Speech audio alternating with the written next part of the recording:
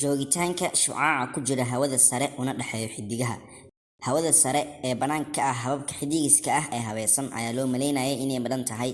Cirbixiyaasha ayaa markii dambe soo ogaaday jiritaanka buundooyin maadi ah ee ku jira shucaaca ku jira hawada sare una dhexeeya xidigaha. Buundooyinkan maadada leh waxaa loo yaqaanaa plasma, oona ka kooban gaas si buuxda loogu bedelay atamyo ay ku jiraan tiro siman oo elektaroono bilaash ah iyo aayono oo calaamad positive ka xambaarsan. Plasma ayaa mararka qaar loogu yeeraa xaaladda afraad ee matter-ka marka lagu daro xaaladaha yaqaan ee adke, dareere iyo hawo. Plasma ayaa mararka qaar loogu yeeraa xaaladda afraad ee matter-ka. Quraanka ayaa lagu sheegay joogitaanka shucaaca ku jira hawada sare una dhexeeya xidigaha aayadan gudaheeda. Allahaas oo abuuray cirarka iyo dhulka iyo wax kasta oo u dhexeeya labadaas. Al-Qur'aan suurada 25aad aayadda 59aad waxay noqon doontaa arrin la yaab in xitaa la soo jeeday joogitaanka shucaaca ku jira hawada sare una dhexeeya xidigaha 1400 sano ka hor.